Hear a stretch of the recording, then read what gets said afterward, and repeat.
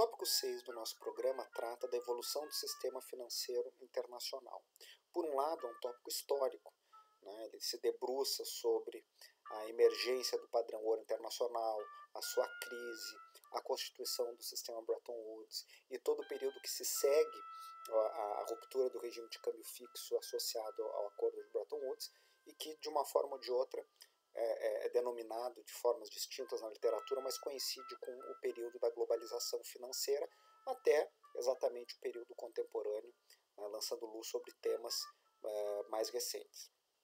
Esse olhar histórico é também um olhar analítico, né? Nós temos oportunidade de, verificando e contrastando a aplicação concreta de políticas econômicas e o enfrentamento concreto na história de dilemas de gestão em economias abertas, poder alicerçar melhor a nossa discussão teórica prévia. O que nós vamos estudar ao longo desse tópico 6? O recorte principal é exatamente essa evolução histórica do sistema monetário e financeiro internacional, desde o último quartel do século XIX, que é quando eu tenho um mercado de capitais integrado, funcionando, particularmente nos países centrais da Europa Ocidental e alguns países conectados a esse centro mais dinâmico.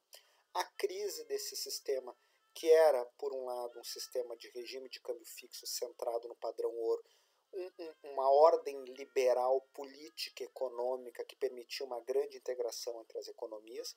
Nós vamos experimentar duas grandes guerras mundiais e um fechamento, como nós já vimos em mais de um momento na disciplina e trouxemos evidências em mais de um momento dessa desglobalização neste momento histórico. O sistema Bretton Woods, derivado do acordo de Bretton Woods, é o desenho de uma nova institucionalidade em termos de regimes de câmbio fixo, em termos de conversibilidade da conta capital e financeira e de gestão macroeconômica, a partir da iniciativa fundamentalmente de Estados Unidos e Inglaterra, com um olhar mais do predomínio estadunidense pós-Segunda Guerra Mundial, com a tentativa de constituir uma ordem aberta internacional, posto que a partir da Primeira Guerra Mundial, e particularmente a partir da crise de 29, há um fechamento crescente das economias. Esse sistema Bretton Woods tinha como um de seus pilares um regime de câmbio fixo, em que o dólar estava fixo ao ouro e as demais moedas fixas ou relativamente estáveis ao dólar estadunidense. Quando os Estados Unidos abandonam esse sistema de câmbio fixo, deixam de garantir a conversibilidade em ouro e dólar, permitem com que as taxas de câmbio passem a flutuar, do ponto de vista dos arranjos cambiais e monetários, há uma nova realidade, particularmente dentro das economias centrais. Isso coincide com uma retomada de um ordenamento mais aberto, crescentemente aberto, particularmente a partir do final dos anos 70, começo dos anos 80, o que é um dos substratos para o que vem a se convencionar chamar de globalização financeira, que é o tópico final da disciplina.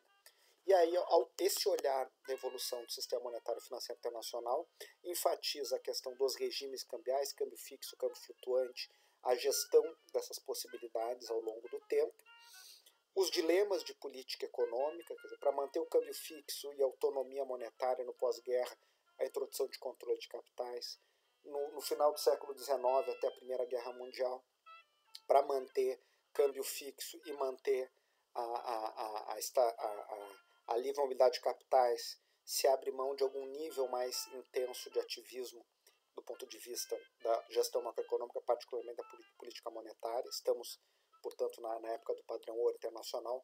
Mais recentemente, abre-se mão, na maior parte dos países avançados, particularmente, de regimes de câmbio mais duros, né? Em nome da liberdade da política monetária e da manutenção da livre mobilidade de capitais. E esses aspectos vêm sendo objeto de discussão permanente. Também vamos retomar o tema visto desde o início da disciplina, no tópico 4, sobre os níveis de integração e de desintegração desse ambiente financeiro internacional. Porque nós observamos exatamente isso, períodos de grande integração e de desintegração. Não é à toa que mais recentemente fala-se numa desglobalização. Será que estamos nela? É um ponto de interrogação, porque ainda não temos elementos suficientes. Talvez no futuro, ao se olhar para este período pós-crise financeira global, né, 2007, 2009 tivemos uma grande crise, pós-pandemia, né, os pesquisadores vão falar, né, de uma nova etapa de desglobalização, ou não. Isso é algo que ainda está em aberto, depende das decisões dos agentes públicos e privados neste momento. Lembrando Obstfeld e Taylor, que são uma das referências aqui da nossa discussão, né, quando eles trazem essa ideia, essa pergunta se no período contemporâneo eles estão tratando, a início dos anos 2000, o nível de integração financeira era maior ou menor do que no auge do padrão ouro internacional. Eles constatam por distintas medidas que este nível era equivalente ou maior, inclusive, e que houve momentos de desintegração e de retomada. Então, este olhar a partir dos níveis de integração é um olhar possível sobre os tópicos que nós vamos estar discutindo. Esse estudo do Banco Mundial trata exatamente disso, distintas medidas de integração comercial, exportações sobre PIB, de mobilidade de pessoas, os imigrantes entrando para os Estados Unidos, e estoque de capital estrangeiro com proporção do PIB dos países em desenvolvimento. E em todas essas medidas, nós vamos observar um ciclo de integração da economia global que se encerra com a Primeira Guerra, uma retração e uma retomada no pós-Segunda Guerra Mundial, que vai ter um momento de maior intensidade a partir dos anos 80. Esse estudo é lá do começo dos anos 2000, quase que 2 décadas antes, né, da eclosão da atual pandemia, ou pouco mais de uma década após, né, antes, no caso, da crise financeira global lá de 2007 até 2009. Do ponto de vista ainda utilizando o Obstfeld Taylor, eles fazem esse quadro síntese muito interessante, em que eles estão denominando as eras em função dos regimes cambiais. Padrão ouro, entre guerras, que é um período em que dificilmente se conseguiu manter por muito tempo a retomada da relação fixa entre o ouro e as moedas, o período Bretton Woods, do acordo de Bretton Woods, e o pós-Bretton Woods, que eles chamam de predomínio do regime de câmbio flutuante. Eles retomam o trilema do Mandel, né, para perguntar o que os países sacrificaram em cada período. Na época do padrão ouro, na visão deles, a maior parte dos países, né, sacrifica o ativismo da política doméstica. Isso tem que ser relativizado, nós vamos ver historicamente, porque não é a mesma coisa em todo o período do padrão ouro internacional e para todos os países. Poucos países escolhiam sacrificar a livre mobilidade de capitais e poucos países escolhiam sacrificar o regime de câmbio fixo. Ademais, última coluna, né, com uma pequena qualificação, se coloca a ideia de que havia um grande consenso em torno da manutenção desses arranjos, que é uma ideia muito do Cal Polanyi na sua grande transformação, que é um dos grandes livros aí do século XX, mostrando esse consenso. No período entre guerras há muita instabilidade, câmbio flutuante na saída da Primeira Guerra Mundial, um pequeno interregno de retomada, o padrão ouro de visas, em que por 5 ou 6 anos se mantém. Aí vem a crise de 29 e a partir daí as taxas de câmbio flutuam de novo de forma desordenada, tentativas de coordenar as taxas de câmbio entre as principais economias. Então, mas já é uma época em que os governos são mais pressionados a realizarem políticas, né, voltadas para objetivos domésticos, então poucos países queriam abrir mão dessa maior autonomia, muitos passam a abrir mão da livre mobilidade de capitais em vários momentos, né, controles de capitais passam a surgir, né, em momentos que não momentos de guerra, e a maioria acaba abandonando o câmbio fixo. O pós-guerra é um pouco o espelho, a partir do arranjo, o período de Bretton Woods, é um espelho do padrão ouro, mas com diferenças marcantes. Por exemplo, enquanto no padrão ouro a ideia da política macroeconômica, particularmente a monetária, voltada para objetivos domésticos, era uma regra, né, ainda que a prática flutuasse em torno dessa regra, no período Bretton Woods o ativismo passa a ser a regra e poucos países abrem mão da possibilidade de buscar o pleno emprego doméstico, por exemplo. E para poder estabilizar as taxas de câmbio, a nossa coluna de regime de câmbio fixo, poucos países abriam mão disso, eu abdicava, abria mão, sacrificava, né, a livre mobilidade de capitais. Então, os controles sobre os fluxos de capitais eram bastante importantes e eram o consenso da época também. E esse consenso se constrói a partir da experiência vivida por essa geração de 2 guerras mundiais e de uma enorme instabilidade financeira pós-29, e os contemporâneos associam essa instabilidade à livre mobilidade de capitais. Então, os controles de capitais domésticos, a regulação doméstica e a regulação dos controles entre fronteiras passa a ser a regra.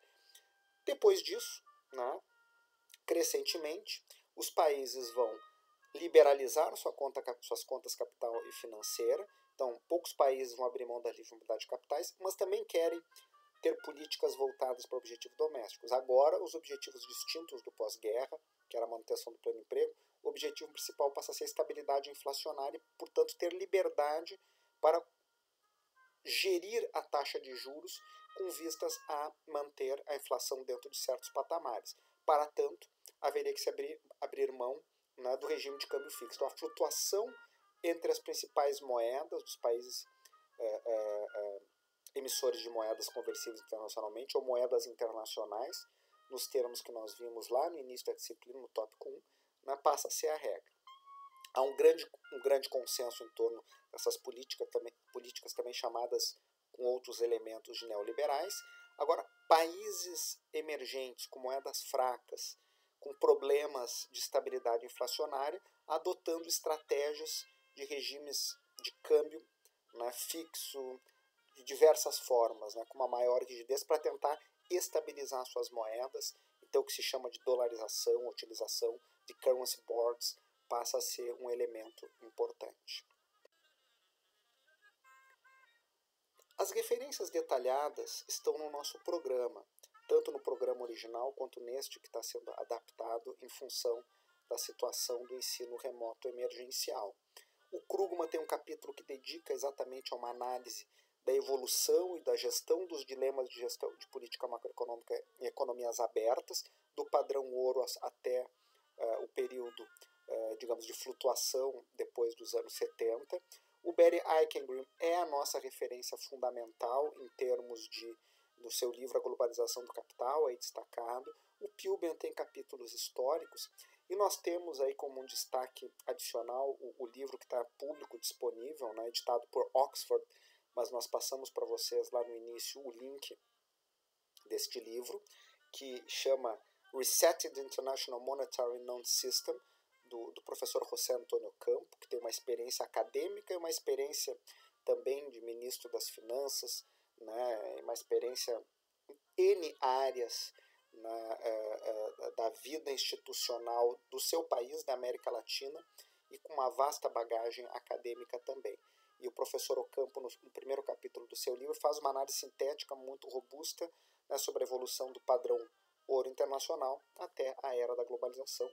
Outros aspectos dessa evolução são tratados nos outros capítulos, mas o primeiro capítulo em particular é interessante. Há outras referências, né, específicas do tópico 6.4, né, que trata da globalização financeira, nós não detalhamos aqui. Para a parte histórica, a tese do professor Pedro Rossi também, na sua parte inicial, tem uma evolução do ambiente das finanças internacionais. Então nós temos aí várias referências que podem ser úteis para vocês.